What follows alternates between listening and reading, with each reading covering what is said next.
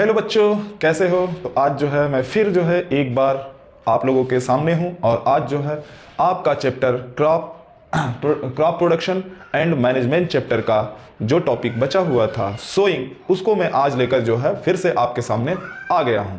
तो आइए मिलकर स्टार्ट करते हैं शोइंग। तो इससे पहले आप लोगों का फिर से एक बार YouTube के चैनल हिक्स क्लासेस में आपका स्वागत है। तो आइए जो है देखते हैं showing.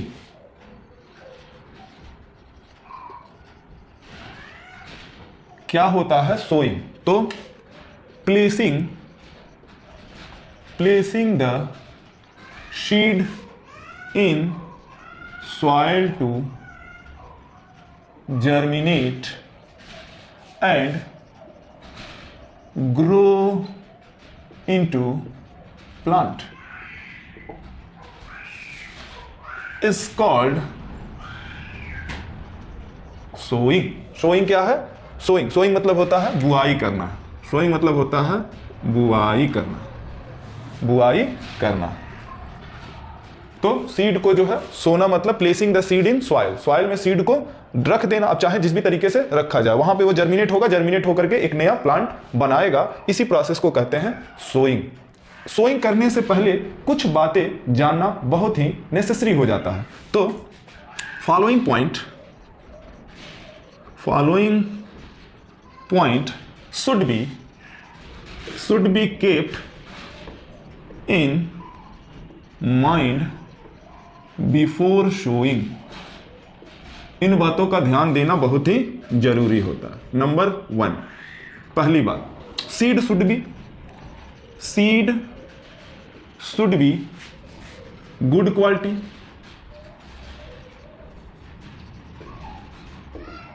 Quality, healthy and disease free. Okay. दूसरी बात,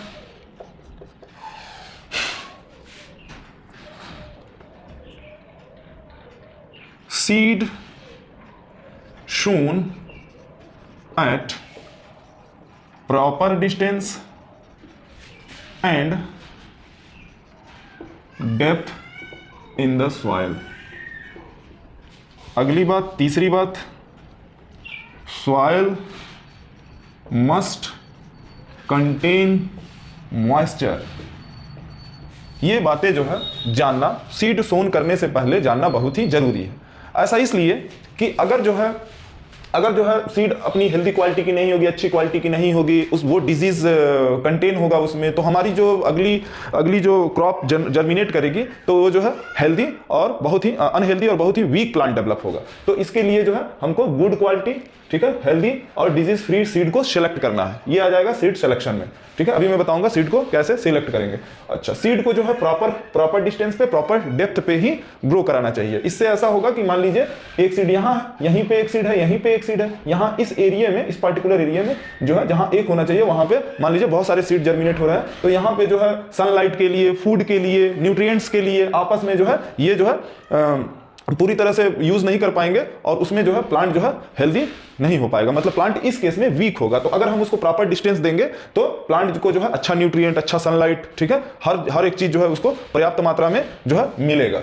और depth, proper distance and depth. तो डेप्थ में मतलब जैसे मान लीजिए कोई प्लांट जो है बहुत कोई सीड जो है बहुत ऊपर जो है पड़ गया है और कोई सीड जो है बहुत नीचे पड़ गया है, तो उसको जर्मिनेट होकर ऊपर आने में टाइम लग जाएगा। ऊपर वाला सीड जो है जर्मिनेट होकर पहले निकल जाएगा, वो बड़ा हो जाएगा, दूसरे प्लांट को जो है वो जो है ग्रो होने में प्रॉब्लम क्रिएट करेगा। तो इसलिए हर एक सीड का अपना एक फिक्स डेप्थ होना चाहिए और प्रॉपर डिस्टेंस है। Soil must contain moisture. Soil जो है उसमें मॉइस्चर होना चाहिए। अगर हम ड्राई सॉइल में डाल देंगे तो सीड जर्मिनेट करेगा ही नहीं, सीड जो है उसी तरह पड़ा रहेगा, सीड भी डेड कर जाएगा कुछ दिनों के बाद से। तो सॉइल जो है अगर मॉइस्चर होगा तभी जो है सीड जो है वहां पे जर्मिनेट होगा। तो ये बातें हैं जिसको सोइंग करने से पहले जानना बहुत जरूरी है। तो सोइंग करने के तरीके कौन कौन से? Method for sowing seed. Method of sowing seed. Seed को जो है तो इसमें पहला मेथड आ जाता है, पहली मेथड वो है ब्रॉडकास्टिंग।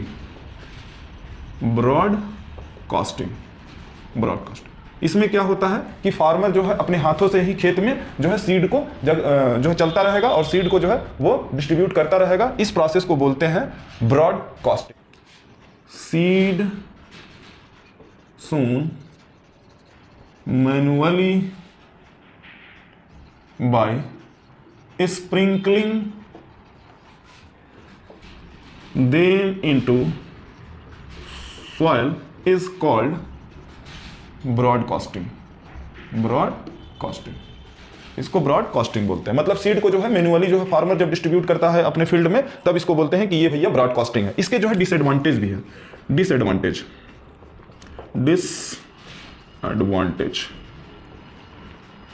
इसके disadvantage, seeds are unevenly distributed in the field। ठीक है, जब हाथ से ही फेंकना है तो कहीं कहीं सीड ज्यादा जो है स्प्रिंकल हो जाएगा, कहीं कहीं जो है सीड पड़ेगा नहीं। कोई ऐसा भी फील्ड में एरिया होगा जहां पे सीड जाएगा ही नहीं, तो इसमें जो है थोड़ा सा ये प्रॉब्लम होती है। लेकिन आज भी जो है लगभग मोस्ट ऑफ द टाइम हम लोग भी जो है ब्रॉडकास्टिंग के तरीके से ही अभी भी जो है सोइंग करते हैं। ट्रेडिशनल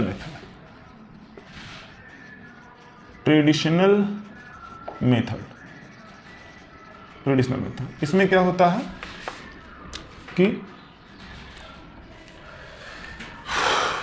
इसकी जो स्ट्रक्चर होती है वो शेप्ड लाइक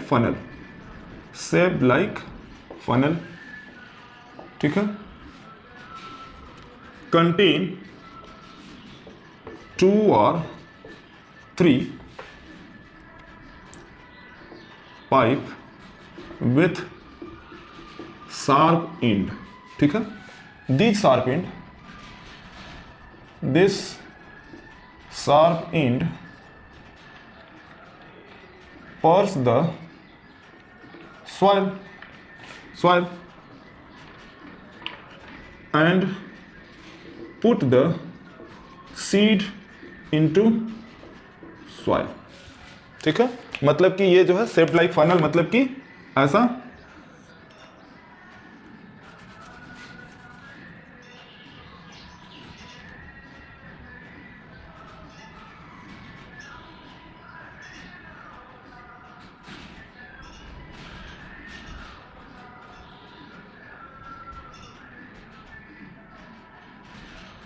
ये है फनल, इसमें हम डालेंगे सीड। ये क्या है? सीड है।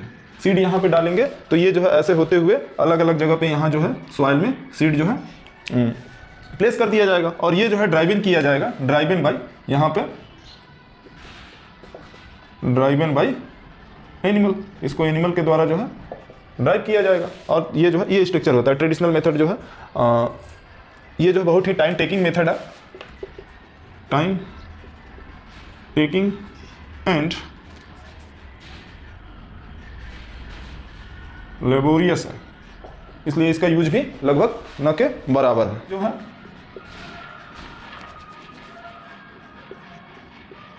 सीड ड्रिल है। सीड ड्रिल ये एक मॉडर्न टूल्स है, जो ड्राइव इन बाय ट्रैक्टर्स। ठीक है, ट्रैक्टर्स के द्वारा जो है इसको खींचा जाता है। ये जो है अलग अलग available in different structure in market. Okay, अच्छा, benefits of seed drill. Seed drill के ऐसी क्या बातें हैं जो सीड ड्रिल इतना जो है यूजफुल होता है। तो पॉइंट नंबर 1 है कि ये जो है सीड को प्रॉपर डिस्टेंस और प्रॉपर डेप्थ में रखता है। It place the seed in proper distance and proper depth. Okay, दूसरी बात ये हो गई कि सीड ड्रिल जो है seed drill cover the seed after placing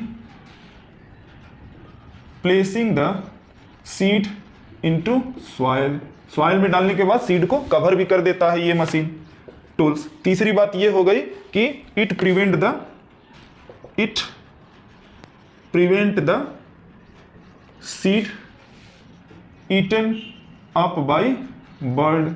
ठीक है, अगर ऐसे सीड छूटा रहेगा, ठीक है, फील्ड के सॉइल के ऊपर रहेगा तो बर्ड वगैरह जो है सीड को खा लेंगी। ठीक है, अगली बात, save time and labour, it saves time and labour. इससे टाइम और लेबर की बचत भी हो जाती है।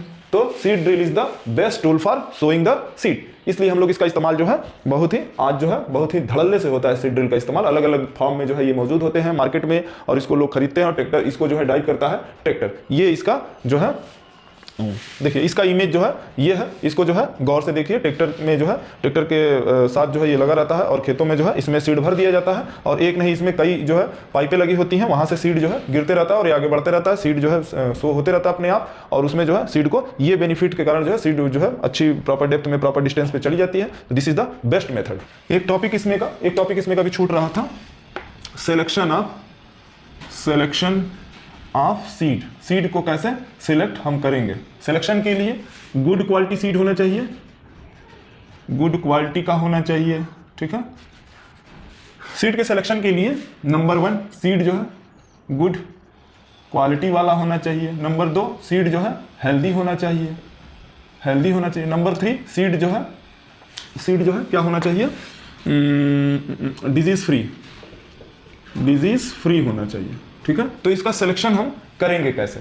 तो सिलेक्शन करने के लिए जो है सीड को सबसे अच्छा तरीका, बेस्ट वे,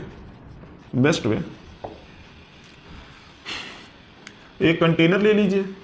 ओके, कंटेनर में जो है पानी भर लीजिए, इसमें पानी भर लिए, इसमें जो है सीड को इसमें डाल दीजिए। जो सीड ऊपर फ्लोट कर रहा है, this is the seed which is float on the surface of water. ठीक है, but some seed sink into the water, कुछ सीड जो है यहां पे पानी में डूब जाएंगे। फ्लोटिंग सीड, ये है आपका फ्लोटिंग सीड। ये वाला सीड है सिंकन सीड। ठीक है, तो this seed is damaged seed. जो फ्लोट कर रहा है, जो सीड फ्लोट कर रहा है वो जो है डैमेज सीड है। ठीक है, और जो सिंक कर रहा है, this is the good quality seed. तो इस सीड को, इसको हम जो है फिल्टर करके थ्रो अवे फेंक देंगे, ठीक है, और इस सीड को जो है हम फिल्टर करके जो है रख लेंगे, और इसी बीज को जो है सीड को जो है हम आगे सोइंग कराएंगे, जिससे जो है गुड क्वालिटी के प्लांट जो है डेवलप होंगे। तो आइए अब बात कर लेते हैं एडिंग फर्टिलाइजर एंड मैन्योर। ठीक है, ये तीसरा टॉपिक है, adding fertilizer and manure. Okay, तो ये क्या होता है एक्चुअली में एडिंग फर्टिलाइजर मैन्योर मतलब कि substances which are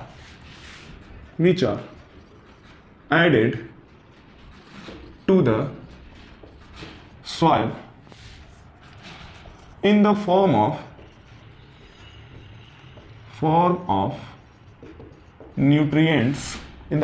nutrients for proper growth of plants is called fertilizer and manure। मतलब ये एक ऐसा सब्सटेंस होता है जो है सॉइल में न्यूट्रिएंट्स ऐड करता है, जिससे जो है प्लांट जो है बहुत ही बढ़िया हेल्दी तरीके से जो है ग्रो करता है। इसी सब्सटेंस को फर्टिलाइजर या मैन्योर कहते हैं। ठीक है, तो फर्टिलाइजर क्या करता है? ऐड द न्यूट्रिएंट्स कहां पे ऐड करता है? सॉइल में। और सॉइल में जब ऐड करता है तो प्लांट्स टेक देम, प्लांट इसको एब्जॉर्ब करता है। किसको? प्लांट टेक न्यूट्रिएंट्स को एब्जॉर्ब करता है। एब्जॉर्ब करके प्लांट हेल्दी ग्रोथ होता है प्लांट का।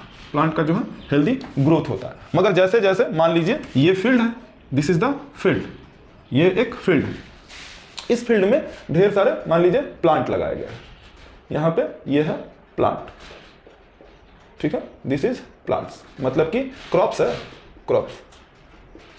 अब यहां पे हर बार हर सीजन में जो है जब हम इसकी हार्वेस्टिंग कर लेते हैं उसके बाद से फिर से इसमें कोई नया जो है क्रॉप ग्रो कराते हैं, तो इसमें क्या होता है धीरे धीरे, ठीक है, gradually decrease the nutrients from the soil से धीरे धीरे न्यूट्रिएंट जो है खत्म होने लगते हैं, तभी जो है प्लांट फार्मर जो है so farmer add manure and fertilizer and manure in the field, ठीक है। तो ऐसा कर देने से क्या हो जाता है, इस केस में वो ये करता है कि एक्चुअली में वो जो है रिप्लेनाइज द सॉइल विथ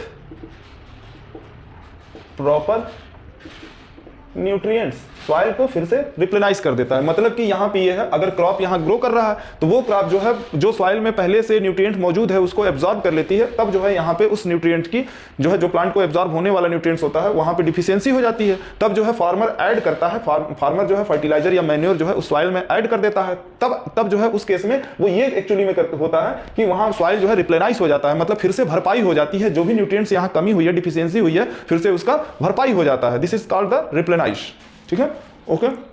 अच्छा, फर्टिलाइजर यूज करते करते एक समय ऐसा आएगा, आइए बताते हैं।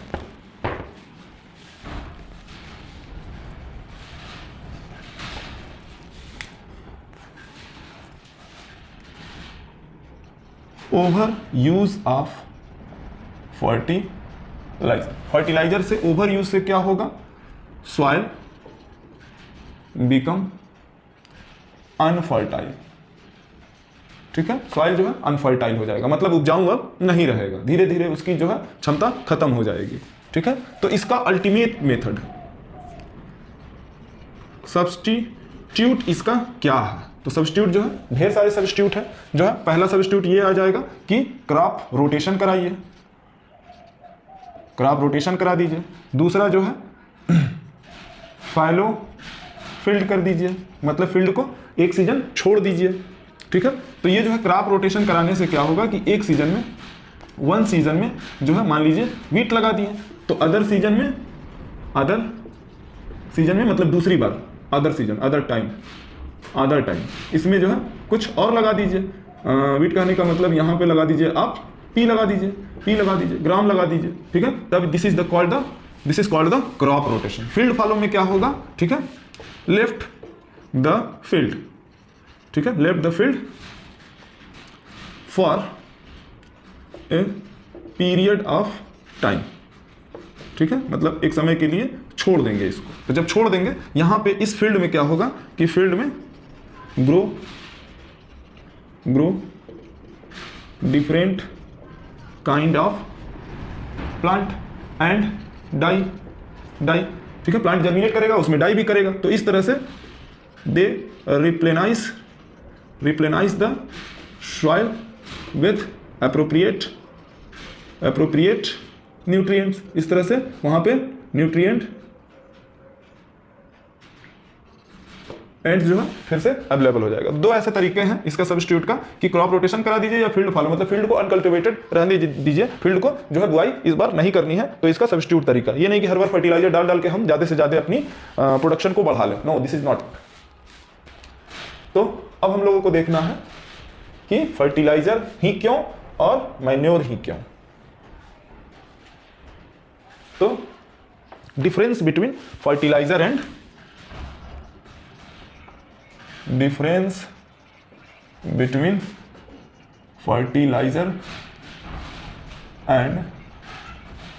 मैन्योर। तो यहां कर लेते हैं फर्टिलाइजर, यहां कर लेते हैं मैन्योर, यहां number 1, this is inorganic substance, this is inorganic substance. This is organic substance. ठीक है, okay. This is prepared in factory. इसको हम फैक्ट्री में तैयार करते हैं. दूसरा, prepared in open field.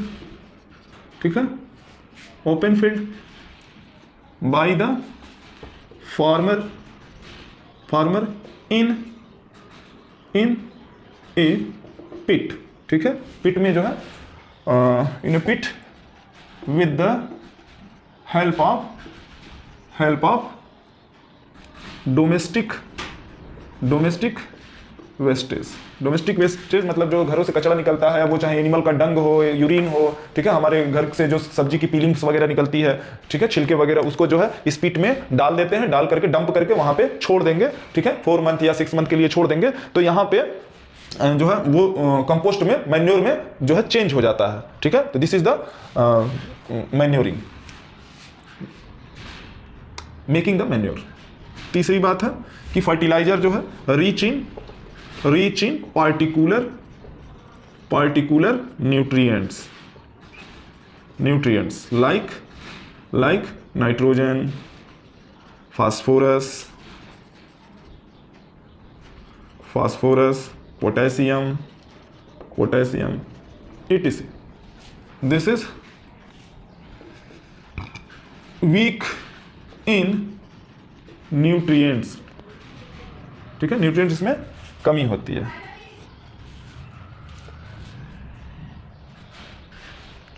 Do not provide humus to soil. ये सॉइल में ह्यूमस नहीं बनाता है. ये जो है provide good humus in soil. Soil में ये बहुत अच्छा ह्यूमस बना देता है. ठीक है, तो ये था इसका, this is the difference between the fertilizer and manure.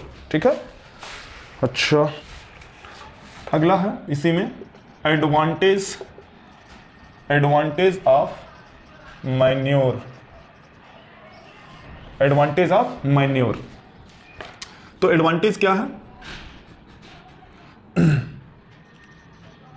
Manure considered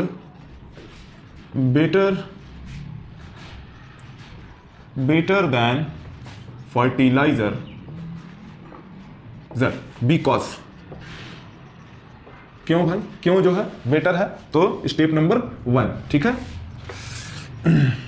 it increase the water holding capacity of soil. इससे जो है सॉइल की वाटर होल्डिंग कैपेसिटी बढ़ जाती है. मतलब कि वाटर जो है ज्यादा देर तक उसमें रुका रहेगा. ठीक है, दूसरा पॉइंट. पहला, दूसरी बात कि it makes the soil porous. इससे सॉइल जो है पोरस हो जाता है, मतलब छिद्रयुक्त हो जाता है. ठीक है, it make the soil porous due to which exchange of gases become easy. ठीक है, जब पोरस बन जाएगा तो गैसों का जो है, गैस जो है आसानी से वहां से बाहर निकल पाएंगे मिट्टी से. मतलब कि उसमें होगा रूट, और रूट जो है रिस्पायरेशन की प्रोसेस करते हैं. तो रिस्पायरेशन में जो गैस छोड़ेंगे या ऑक्सीजन लेंगे, तो जब पोरस रहेगा तो इजीली जो है बाहर निकल मतलब वहां से ऑक्सीजन ले पाएंगे और अपनी कार्बन डाइऑक्साइड वहां पे छोड़ पाएंगे, तभी वो बाहर निकल पाएगा. तीसरी बात ये है, पहला हो गया कि वाटर होल्डिंग कैपेसिटी को बढ़ा देता है, सॉइल को पोरस बना देता है, सॉइल के टेक्सचर को भी बदल देता है. ठीक है, इट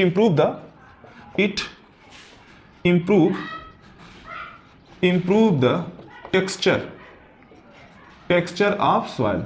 सॉइल के टेक्सचर को बदल. टेक्सचर मतलब physical look. This is the physical look. Soil की फिजिकल बनावट को बदल देता है, मतलब अच्छा कर देता है, बेहतर कर देता है. चौथी बात ये हो जाएगी कि it helps the growth of microorganism and earthworm. ठीक है। तो माइक्रो ऑर्गेनिज्म बहुत सारे ऐसे बैक्टीरिया होते हैं जो सॉइल में जो है रहते हैं, और वो बैक्टीरिया जो है बेनिफिशियल बैक्टीरिया होते हैं, और वो प्लांट के ग्रोथ में जो है बहुत अच्छा रोल जो है प्ले करते हैं। और जैसे कि अर्थवर्म है, अर्थवर्म भी मिट्टी को फर्टाइल बनाता है, सॉइल को फर्टाइल बनाता है, तो इसके ग्रोथ को जो मैन्योर है वो जो है इनहेंस करता है। ठीक है, बढ़िया बेहतर जो है सॉइल मतलब इन लोगों के लिए जो माइक्रो ऑर्गेनिज्म है उससे बढ़िया ग्रो करते हैं। तो ये वो बेनिफिट्स है जिसके कारण मैन्योर जो है बेटर हो जाता है फर्टिलाइजर से। ओके, तो ये भी खत्म।